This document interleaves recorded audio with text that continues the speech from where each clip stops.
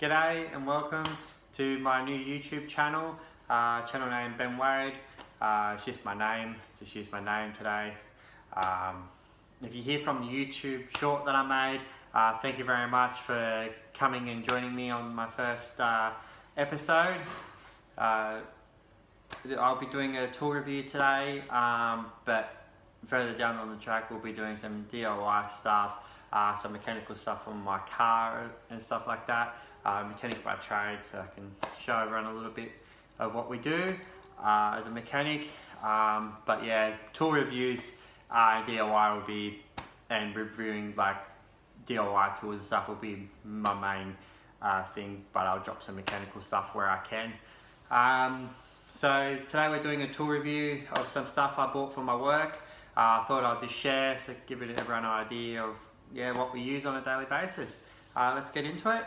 So the first things first, your hands, they get all dirty just from being a mechanic.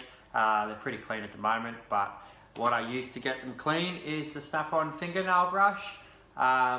It's pretty aggressive to get right in there, and also the nail bit on there to get into your nails really quite aggressively. So yeah, I use this. It's a little bit expensive, about 13 or 14 bucks or something like that. But I know you can get cheaper ones from Coles and stuff, but they don't seem to last, and they don't seem to work as well. My last one of these I had for about a year, so they do last. So yeah, highly recommend if you're in the market.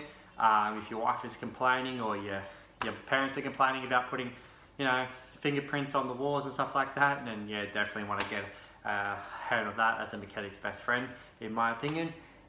Next tool that I got for work is a precision torx bit set by King Chrome, K5011. So there you go, right there. It goes from a T5 to a T10. So I bought this. I only need like a T5 or a T6 for a couple of stuff, but I thought I'd just get the whole set just in case I need it further down the track. But yeah, I need it for work for a particular application. Haven't opened it yet, but I'm keen to open it at work and give them a go. I had a situation where I actually needed them the other night, but I actually left them at home by accident, so that was a bit useful of me. But yeah, so precision torx bit set by King Chrome. Second thing I got, this was off the tool truck, is the Bluepoint magnet, PHT5GR. So there you go.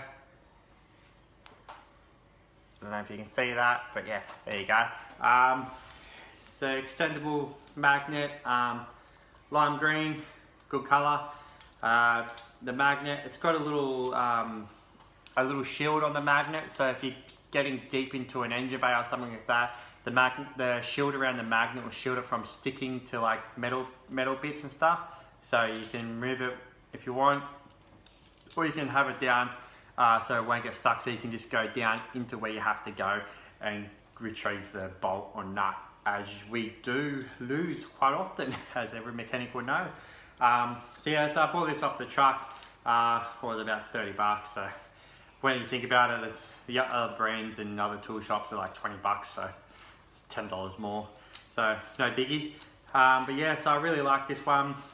I heard a funny story, I actually thought it was broken on the truck. I was like, oh, that can't move, that's not supposed to move. But he's like, yeah, it's supposed to move, and it's just a shield to get to the bolt so it doesn't sing on stuff. I thought that was pretty cool.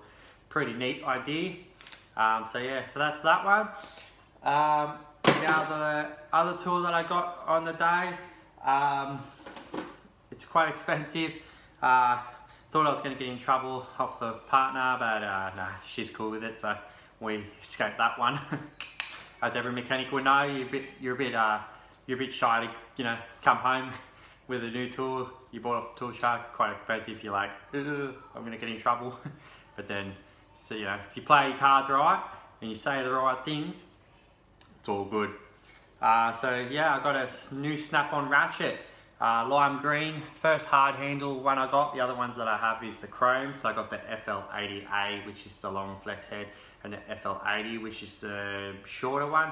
So I got a bit of an intermediate one to really help me get into some spaces. Sometimes I just I've been finding I needed a bit bigger than the FL80, but then the FL88 was too big, so hopefully this will cure my needs in that aspect. But it's a nice ratchet, I quite like it.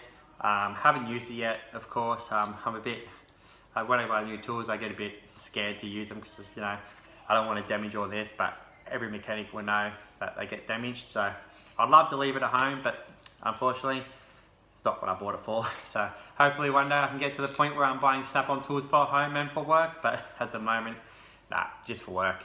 So this part number is FHLD80. So yeah, and everyone will know the smoothness of the Snap-on ratchet. They're just really good to use. Yeah, I really love my Snap-on ratchet. Got my first Snap-on ratchet, fun fact, got my first Snap-on ratchet when I was a first year apprentice. I actually won it off eBay for $75, and that's the FL80. Then I got on the truck and I'm like, how much are these, by the way? And he said 175 bucks, and I was like, what the hell? I can't believe I won it off eBay for 75 bucks, and I can't believe he shipped it for me for that cheap. I thought he would have cancelled and you know what some people do when you sell things too cheap on eBay, they exit, they just don't respond, and then they relist it or something like that. And then I bought the FL80A. I got that, I think I got that on promo at one stage. I can't remember how much I paid for it, but yeah, it definitely wasn't the full price. So yeah, but that's been really handy, the FL80A, the flex head, long flex head. Oh, it's been a lifesaver. But yeah, so now I've got an intermediate one, and hopefully that will solve my issue of having a ratchet just too small or just too big. So it's just a bit of an intermediate one. So that's really cool. Absolutely love it. So yeah, so just a short episode today. Like I said, I will get into doing some tool reviews. I'll even do a later on down the track. I'll do a toolbox tour of my toolbox at work, and I'll do a bit of a tour about what I got around here. Future episodes, I do have some DIY stuff that I'm going to review as well. So it's going to be a mixture of professional tools for work, and then just some DIY stuff that I think is pretty good to use at home. But yeah, and I'll even chuck some DIY stuff in there, some other stuff. But yeah, so this is where I'm going to kick off the YouTube channel this week. Thank you for joining me. Really do appreciate it. Hope you like and subscribe, and I'll see you on the next one. Cheers. Have a good one.